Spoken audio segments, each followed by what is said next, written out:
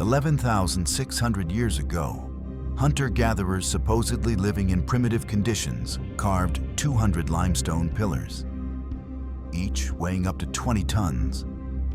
They transported them across miles of terrain without wheels, without metal tools, without domesticated animals. At Göbekli Tepe in southeastern Turkey, we see the world's oldest known temple complex. But here's what doesn't make sense. You need a civilization to build something like this, yet according to mainstream archaeology, civilization didn't exist yet. 10 years of ground-penetrating radar surveys reveal something unsettling.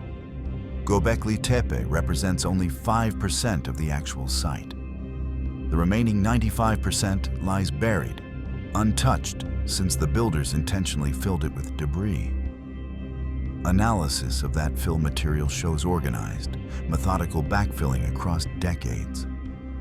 The largest stones stand 18 feet tall.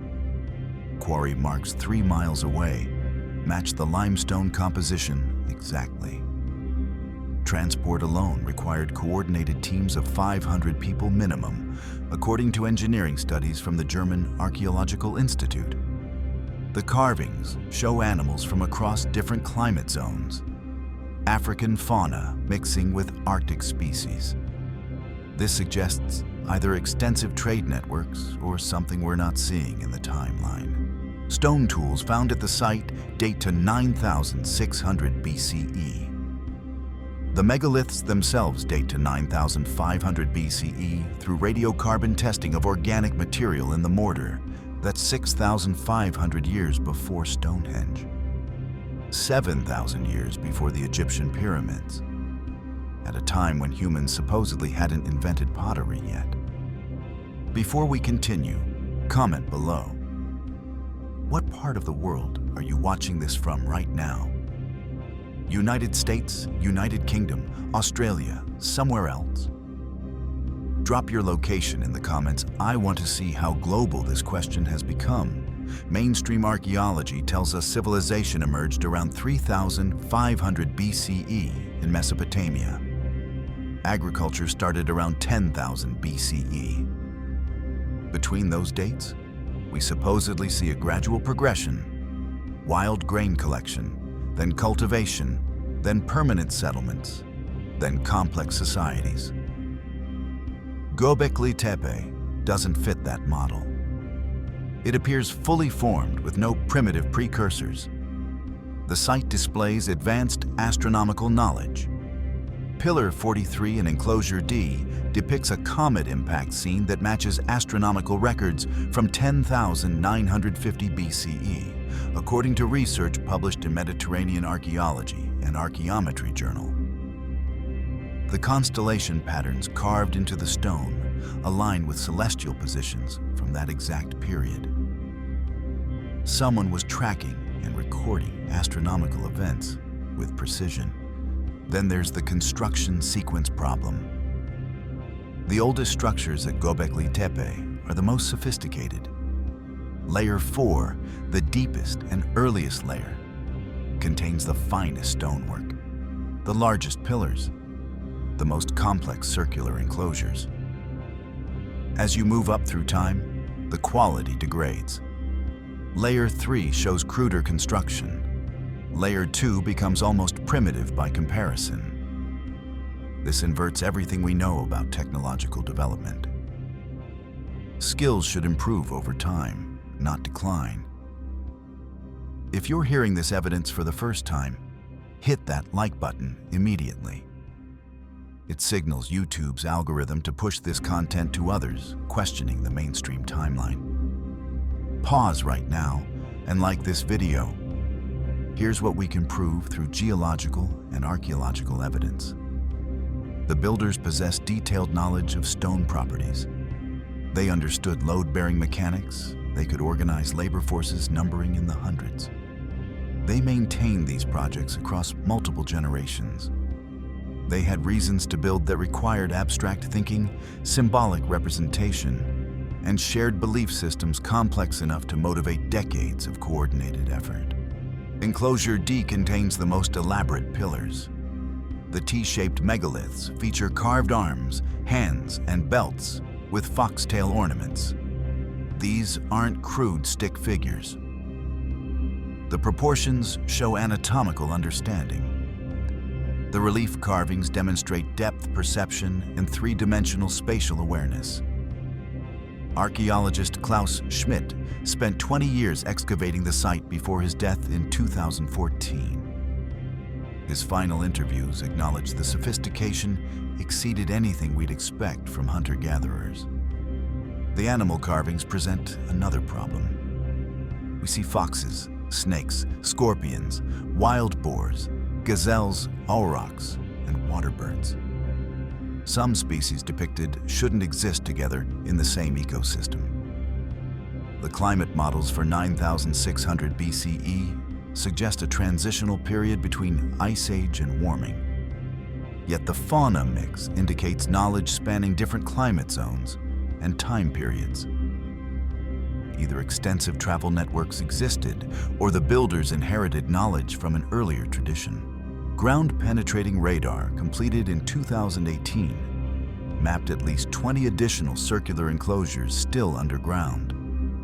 Each follows the same architectural pattern: circular stone walls, T-shaped central pillars, deliberate astronomical alignments. The consistency suggests standardized building knowledge, blueprints or templates passed between construction teams. That level of organizational sophistication doesn't emerge spontaneously. Tool marks on the megaliths show controlled, systematic quarrying. Studies from the University of Toronto's Archaeometry Lab analyze the percussion patterns. The strikes follow predictable spacing and angles consistent with trained craftsmen, not trial and error learning. Someone taught these techniques. That teaching required a knowledge transmission system, apprenticeships, schools, guilds, social structures we associate with civilization. Now pause and comment your answer. Do you think Göbekli Tepe represents the first civilization or evidence of something earlier? Comment 1 if you believe this is the beginning. Comment 2 if you think they inherited knowledge from a predecessor culture. I respond to every interesting theory in the comments. The intentional burial presents the deepest mystery. Around 8000 BCE, the builders systematically filled every enclosure with debris. Not destruction, not abandonment. Organized preservation. They transported limestone fragments, tool waste, animal bones, and soil. The fill layers show deliberate stratification. This wasn't random dumping. Archaeological analysis reveals the backfilling took approximately 500 years of continuous effort. Why preserve something you just spent centuries building? Why not simply abandon it? The effort to bury Göbekli Tepe rivals the effort to construct it. Preservation implies the site held significance beyond its active use period. It suggests the builders wanted future generations, perhaps our generation, to find it intact. Here's where the timeline fractures completely. In 2019, excavations at Boncuklu Tarla, 200 miles east of Göbekli Tepe, revealed occupation layers dating to 10,000 BCE. The site contains T-shaped pillars, deliberate architectural planning, and a sewage system. A functioning sewage system 12,000 years ago. That requires hydraulic engineering knowledge, urban planning concepts, and public health awareness. These aren't primitive encampments. Karahan Tepe, discovered 35 kilometers from Göbekli Tepe, displays even more sophisticated construction. The pillars reach 16 feet. The stone chambers show advanced sculpting techniques. Initial surveys suggest occupation periods potentially predating Göbekli Tepe's earliest layers. The Turkish Ministry of Culture continues restricting access while assessment proceeds. But preliminary reports indicate the same architectural language, the same symbolic system, the same construction methods. This creates an impossible problem for the standard timeline. We're not seeing isolated genius at Göbekli Tepe. We're seeing a mature architectural tradition distributed across multiple sites spanning hundreds of miles. Traditions require time to develop, standardize, and spread. If Göbekli Tepe represents 9,600 BCE, the parent culture teaching these methods must extend back further. How much further? The evidence suggests we're looking at shadows of something older. Recent underwater surveys off the southern Turkish coast discovered rock engravings at depths corresponding to 10,000 BCE sea levels. The carvings show geometric patterns and animal figures stylistically similar to Göbekli Tepe's iconography. The Mediterranean coastline stood 300 feet lower during the last glacial maximum.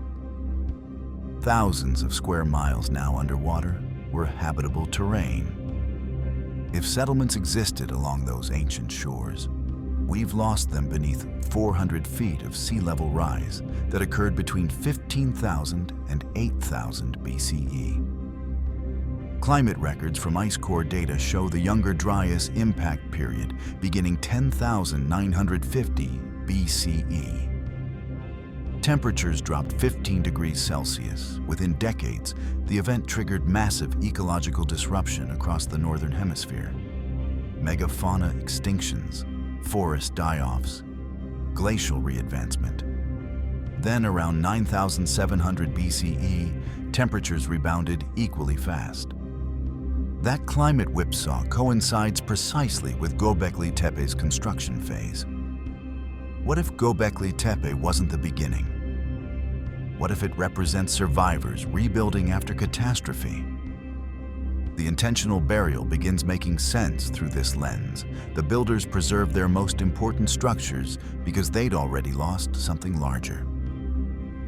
They knew destruction was possible. They engineered their knowledge into stone, then protected it underground for whoever came next.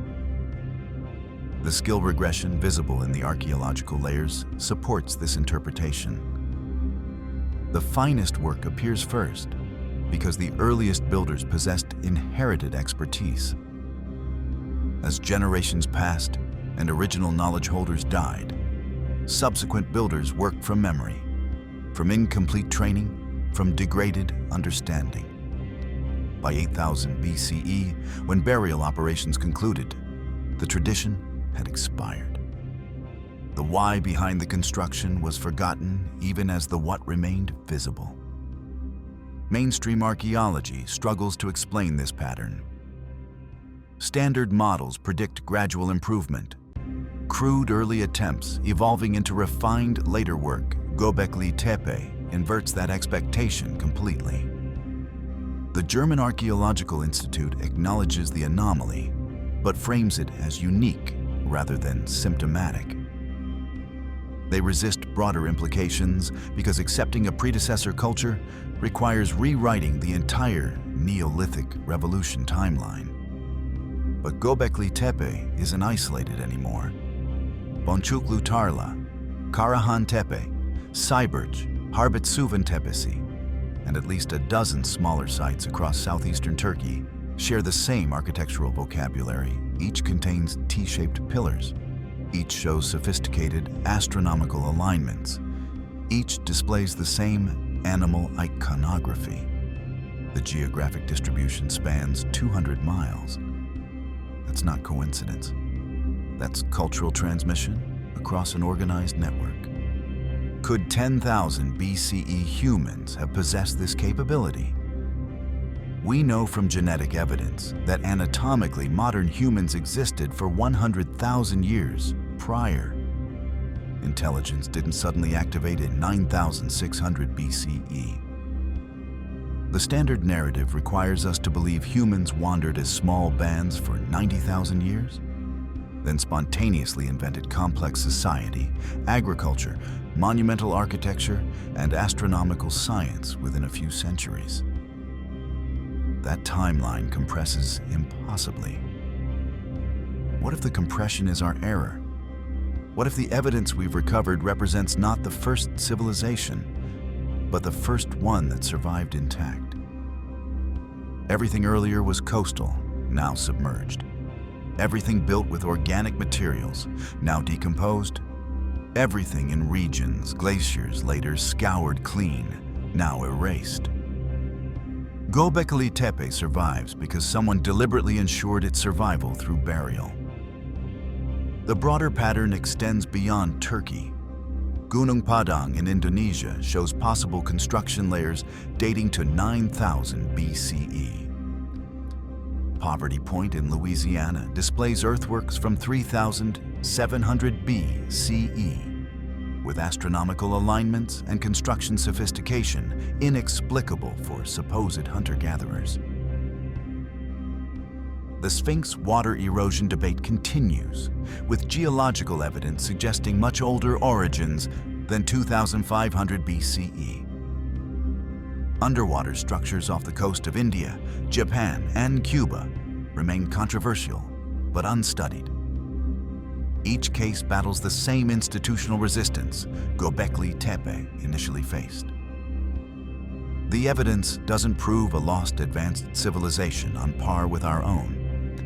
It proves something existed before the accepted timeline begins, something organized enough to construct massive stone monuments, something knowledgeable enough to track celestial mechanics, something sophisticated enough to transmit technical traditions across generations and geography.